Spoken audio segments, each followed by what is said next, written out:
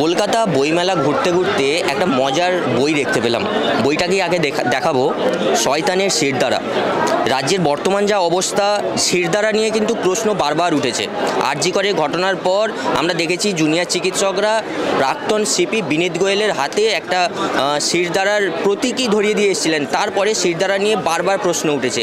এখন আমরা বইমেলাতে দেখতে পাচ্ছি শয়তানের শিরদাঁড়া, এবং আমাদের সঙ্গে রয়েছেন লেখক পার্থসারথী পণ্ডা। আমি কথা বলছিলাম এবং তিনি বললেন যে প্রথমে কিন্তু তিনি এই যে বই লিখেছেন এবং এইটা স্টল পাচ্ছিলেন না বুক স্টলে, এবং তিনি নিজেই লেখক হয়ে ফেরিওয়ালার মতো ঘুরে ঘুরে বিক্রি করার একটা পরিকল্পনা করছিলেন।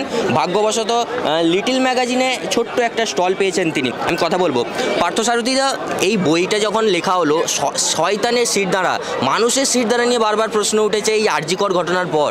সেখান থেকে শয়তানের শিরদাঁড়া এই শিরদাঁড়া কি মানে এই ঘটনা বা এই বইয়ের টাইটেল কি আরজিকরের ঘটনার পর মানে কোথাও মাথায় এসেছে না তার আগেই? না, এই বইটার কবিতাগুলো লেখা হয়েছে অনেক দিন ধরে, হঠাৎ করে একটা ঘটনার প্রেক্ষিতে নয়। শয়তানের শিরদাঁড়া হচ্ছে একটা প্রতীক। সুবিধেবাদ আর ধান্দাবাজ, এই দুটোর প্রতীক, ধান্দাবাজি। তো এই ধান্দাবাজিটা যেমন রাজনৈতিক আঙিনা থেকে একটা ধান্দাবাজি আছে, সুবিধাবাদী ব্যাপার আছে, তেমনি সাধারণ মানুষ, মধ্যবিত্ত মানুষের মধ্যেও রয়েছে। এই জিনিসটাকে তুলে আনা হয়েছে শয়তানের শিরদাঁড়ার মধ্যে, এবং সেই সঙ্গে এসছে সাধারণ মানুষের অসহায়তা, তাদের দ্বন্দ্ব, এইগুলোও এসছে। তো এই হচ্ছে শয়তানের শিরদাঁড়া। এবার শয়তান তো আমাদের সবার মধ্যেই রয়েছে, আবার সবার মধ্যেই একটা ভালো মানুষ রয়েছে। এখন মানুষের অসহায় অবস্থায় ভালো মানুষটা সবসময় বেরোতে পারে না, তার মধ্যে একটা পারিপার্শ্বিক চাপ থাকে অনেক সময়, সে চাইলেও প্রতিবাদ করে উঠতে পারে না। আবার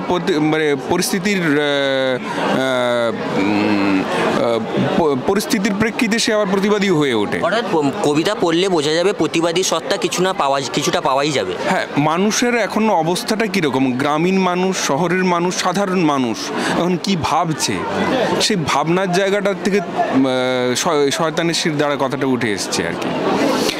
তো এই যে আমাদের মধ্যে একটা অসহায়ত্ব এবং একটা প্রতিবাদী সত্তা, এই দুটোর যে দ্বন্দ্ব, এই দুটো দ্বন্দ্বের জায়গায় উঠেছে শয়তানের শিরদাঁড়া।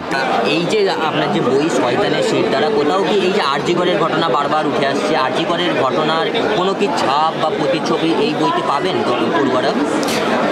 এই বইয়ের মধ্যে যে কবিতাগুলো আছে সেগুলো প্রতিবাদের কবিতা। প্রতিবাদটা সমাজের যে অসঙ্গতিগুলো রয়েছে তার মধ্যে ধর্ষণ, বিচার না পাওয়া, সাধারণ মানুষের ন্যায় বিচার না পাওয়া, সবগুলোই উঠে এসছে। সরাসরি হয়তো আরজিকরের ঘটনার কথা নেই, কিন্তু এগুলো তো আমাদের দৈনন্দিন জীবনযাত্রার সঙ্গে প্রায় জুড়ে গেছে এই অন্যায়গুলো, ফলে সেগুলো এসছে এবং তার বিরুদ্ধে প্রতিবাদও উঠে এসছে। যদি আমাদের দর্শকরা এই বই কিনতে চায় কোথায় পাবেন, একটু যদি লোকেশন বলে দেন।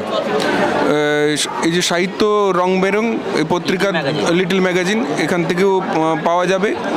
আবার আমার যে হোয়াটসঅ্যাপ নাম্বার, সেখানে হোয়াটসঅ্যাপ করলেও পাওয়া যাবে, 7890602121, এটা হচ্ছে হোয়াটসঅ্যাপ নাম্বার, এখানে হোয়াটসঅ্যাপ করলেও পাওয়া যাবে। আর একদম শেষ প্রশ্ন করব, প্রথমে আপনি মানে ঘুরে ঘুরে বই মানে বিক্রি করার একটা পরিকল্পনা করেছিলেন আমি শুনেছি, মানে তারপরে একটা স্টল পেয়েছেন, ছোট্ট একটা স্টল পেয়েছেন। তারপর আমি এটা হচ্ছে লিটল ম্যাগাজিন প্যাভিলিয়ন। এখানে কোনো লেখক যারা সেলফ পাবলিশড নিজেই বই প্রকাশ করছেন তারা পেতে পারেন না, নিয়ম নেই। ফলে আমি প্রথমে ভেবেছিলাম বইটা ফেরি করব, কিন্তু ফেরি করাটা খুব কঠিন এই সময় হয়ে দাঁড়ালো। তো তখন এই দাদা আমাকে ওর পত্রিকার বইয়ের সঙ্গে আমাকে বই রাখতে দিয়েছেন, এইভাবে আমি এখন বিক্রি করছি আপাতত। শুনলাম আমরা লেখক পার্থসারথী পণ্ডার কথা। ক্যামেরায় রঞ্জিতের সঙ্গে সুমন, কলকাতা বইমেলা। ক্রেডেল ফার্টিলিটি সেন্টার, সন্তান সুখ এখন আপনার সাধ্যের মধ্যে।